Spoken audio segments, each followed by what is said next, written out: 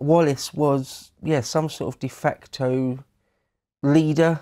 During a kind of interregnum, he's basically taken on the mantle of a kind of Lord Protector. Something like that, yeah. Because they've certainly got no king, that's what this is all about. Bruce is sort of bested or out of the picture a bit. He's not able to rally sort of in a legitimate grassroots type way, rally a party or a faction around himself, but Wallace had done before Falkirk anyway. Yeah, well, yeah, until Falkirk. Wallace is the only person who could say, well, I've got a demonstrable record of defeating the English. Yeah, I think it's fair to say he's only sort of a de facto type leadership, nothing formal whatsoever. But again, just when there's a power vacuum, kind of anyone can step into it in a sense, right? Yep. We see that in history all the time. I think perhaps of the Russian Revolution, get a bunch of Bolsheviks, i.e. nobodies. Yeah. step into the power vacuum because, well, that's why I think anarchy... Worse than nobodies, actually, scum. Yeah, right. Yeah, you know, if it was just a bunch of nobodies, that implies sort of like, you know, Matilda, who runs the village council, a sewing circle. You know, like nobodies could be quite pleasant, but no, a bunch of actual criminals and aliens, and you know, generally demented people. That's why I sort of fear and loathe anarchy. Yeah, I don't want. I mean, obviously, like the capitalist form of anarchy is different to the communist form of anarchy, but nonetheless, when there's just no law and order. I'm not sure there is a capitalist form of anarchy, to be honest. Capitalism is predicated on the protection. Yeah, it's not real. Capitalism is predicated on the protection of private property, which requires some form of law and order. So, I'd be inclined to agree with you. I wonder if you'd argue with our ex-employee Hugo and Michael Malice about that. I absolutely would, and I did. Yeah, and they're not here to defend themselves, so let me go on now on it. Yeah. No, I don't like Michael Malice. Michael Malice is a fun guy. I like him. But I guess he's not to everyone's taste. Yeah, don't trust him. Don't trust him as far as I could throw the man. I'm not going to lend him money. I mean. Yeah, I wouldn't do that. Mark Morris goes on. Leadership of the Scottish political community had now passed to two other young men, both in their 20s. One of them, as might be expected, was Robert Bruce. That is the grandson of the three Bruces, the youngest one, the one you sort of see depicted in the film Braveheart, whose importance to the patriotic cause had received indirect acknowledgement from English efforts to apprehend him the previous year. So he'd already been on the run for a while, and you know what it's like, perhaps in the Wild West or something, or John Dillinger or someone. Whenever there's, you know, there's a price on your head, that makes you more famous, if anything. Oh yeah. You know, what is it, the Streisand effect? But most people never heard of you, and now... Yeah, now everyone wants you because you're worth something. I mean, they're literally telling everyone that you're valuable. Yeah, yeah, and that's what helps, or helps is not quite the right word, but that's what causes lots of people to search for Robert Bruce, just because there is an actual prize to be had. Mike Morris goes on, the other out of these two important figures, the other was John Comyn, the son and heir of the man of the same name who had backed John Balliol during the Great Cause. That was the original. The original is called the Great Cause. Was that original decision between Balliol and Bruce, which, for the record, made him Balliol's nephew. So, thing to mention about this John Comyn, because he sort of comes into it. So the Red Comyn is often called.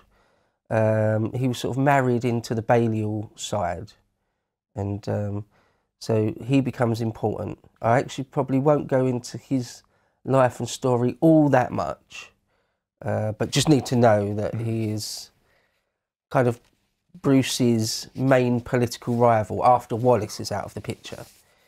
Because with Wallace, like I said, he might have been some sort of de facto ruler, in inverted commas, leader, let's say, not ruler, leader.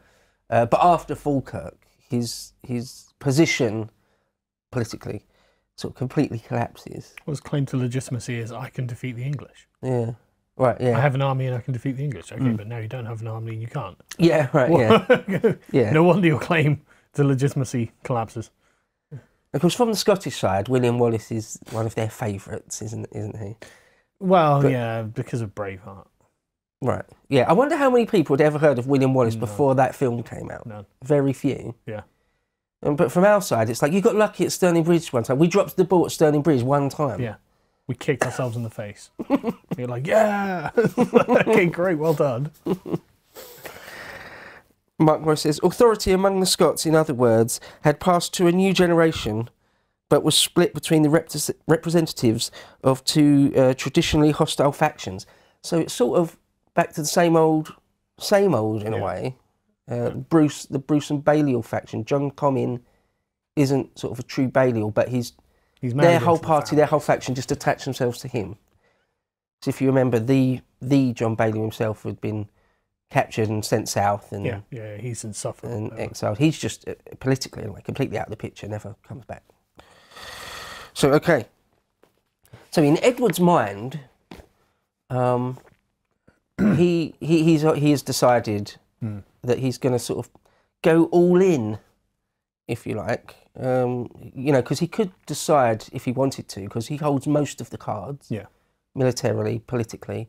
If he wanted to, he probably could have just sort of backed away slowly from the whole Scottish question, sort of, you know, tried to make a truce. I mean, maybe even install a king. There's all sorts of avenues he could have gone down. Yeah. Only one of which is, I'm going to keep smashing you in battles until it's done, until we're finished. But that's what he chooses to do. I mean, like I say, he's a crusader. He fought battles when he was a young man. He's very sort of warlike. He's very martial. What does the average Plantagenet king do when faced with this question? Well, he invades. Yeah. But we have also said, haven't we, in the previous episode or two, that sometimes, you know, he does make the political decision a few times, like in the immediate aftermath of the de Montfort win. He sort of decides that discretion is the better part of valour, and that he'll play the political game rather than just trying to imprison, murder and have battles and all that sort of thing. Bit later in this story, we're going to talk again about Parliament, at least in passing. You know, he decides, you know, he's not just going to crush them all on things. He's not just going to dissolve parliaments and things like that. He's actually going to play the game and concede things. Yeah. In his career on the continent, quite often he's a conciliator, and he won't just go down the route of it's my way or the highway, and you're going to get an iron fist if you even dare raise an eyebrow. He's not a tyrant, but he's not weak. And I guess the Scots invading and ravaging northern England was just too much. Yeah, yeah. There's got to be a price paid for it. Because they go on to do that again, actually. Yeah, it's one of those things, I think, everyone's had it in their life. At some point, if something's happening, and it's just a line in the sand has been crossed. You know, there's just a red line for you, and from that point on, it's just implacable resistance to something, someone, right? Yeah. In his mind, in Longshanks' mind, a couple of years back, yeah, when they, well, definitely by the time Wallace ravished into northern England, I think before that even, in his mind, it was like, no, I'm doing this to the bitter end. If it costs me everything, I'm not giving in. So possibly Stirling Bridge, not having a humiliating defeat on my conscience. Yeah, right. I mean, he wasn't there; it wasn't his, but still. Can you imagine him getting the news of Stirling Bridge? It's like already quite a few years into the whole saga. Yeah, yeah. I just imagine a kind of black look descends on his face. Yeah. Yeah, just, you know, like, just the dead eyes. Yeah. People are going to get killed on the back of this. Okay, so Mark Morris goes on. Edward intended to pick up in Scotland precisely where he had left off the previous year. According to Walter of Guisborough, the king set out in November 1299, quote, wishing to break the Scottish siege of Stirling Castle. Remarkably, the great fortress, so crucial to controlling the northern kingdom, was still in English hands, despite a whole year of enemy assaults. That's another thing that typifies these later Scottish campaigns of Longshanks, is that instead of going up into Scotland for the campaigning season, i.e. the nice months, summer months and things, and coming back down again and licking your wounds and trying to recoup over winter. He just stays in Scotland. He makes the he does it more than once. He makes the calculation that, no, actually, campaigning or fighting in the winter is just as tough for them as it is for me. Yeah. And if it's possible for me to sort of just sit in their territory, sort of even if all the land around Stirling Castle, for example, is kind of held by the Scots, it's a big thorn in their side if I just sit here all winter. Especially, I mean, if you've taken the castles, you may as well occupy them. Right, yeah. To have to retake them every year is just, that's not economical or efficient. Yeah, it's just a waste of time. What were you bothering for? Yeah. There's that thing in all sorts of strategy games or chess or lemmings. If you just think, you think, what is going to be most annoying to my enemy?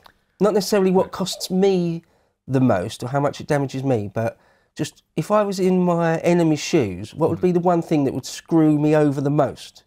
Whatever that is, let's do that. So Edward's thinking, what would be most frustrating and annoying to the Scots would be if I just sit in Stirling Castle all winter. I mean, it is the key location. And the worry is that they will, sort of besiege it, because then his whole position would be screwed. Yeah. So it is a big gamble. I mean, it's not beyond the realms of possibility. The Scots could raise a large army and then trap him in this castle. And sieges can go on for years. And do. And we mentioned in the last one, didn't we, that it was the first sort of inklings of the Old Alliance, i.e. Scotland and France clubbing together. And the Scots and the French, or at this juncture, we're not at peace with France. No. At this juncture, he gets intelligence or actual formal word from the Scottish and the French saying that the French are going to send over an army and relieve Stirling and just be a thorn in Edward's side. And, there's always the possibility they'll just send a flotilla over the Channel and they'll sail up the Thames or something, or they'll harry the south coast. Now, if they had done that, that would have been a massive problem for Edward. But he basically calls their bluff. He basically says, if you're going to do that, do it. Let's see what happens. And it would have been really bad for Edward if they had. Yeah. But the long and short of that, and the story of that, is actually quite involved and in-depth, and there's lots of diplomacy and politics back and forth.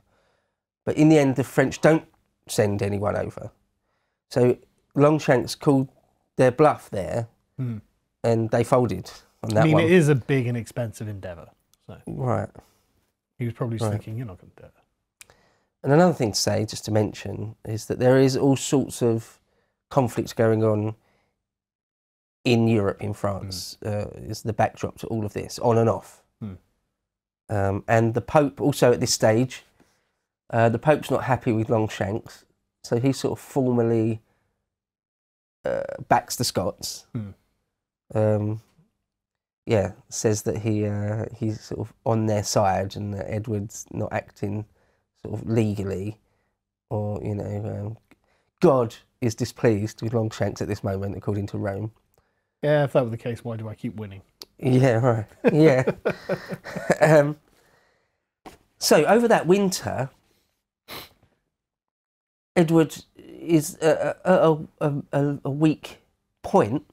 He knows that if he does want to do a full-scale campaign and war the next year, he's going to need fresh men, fresh levies, fresh army, sort of, more or less, or at least just reinforcements. And he's going to need money for that. But his parliament... Yeah, well, I'm sure they're not thrilled about the idea. His parliament, as we said before, they'd already done this before, they realise, they're no fools, they're not suckers, they realise that he's at a sort of a weak juncture, politically, so they use this moment as leverage. He really needs them to stump up money and men. And they're like, well, no, how about no, actually? Because for years and years and years, or your whole reign, essentially, you've promised to do stuff and you never do it. You've promised to abide by all sorts of rules, like multiple times you've done this, and then you don't. So, no, we're really not going to give you all the money you want. and therefore loads of men, to pay for loads of men. So he sort of ordered enough money to pay for something in the order of 16,000 men, and only 2,500 show up. Yeah. Mark Morris calls this, on behalf of the Parliament, quote, a deliberate political boycott. Undoubtedly. Yeah. They're just like, no, you've essentially betrayed us year after year after year, time after time after time. So no, we're not going to do what you want. You're not going to get it. You've got to treat us seriously. Got to treat your oaths seriously. To watch the full video, please become a premium member at lotuseaters.com.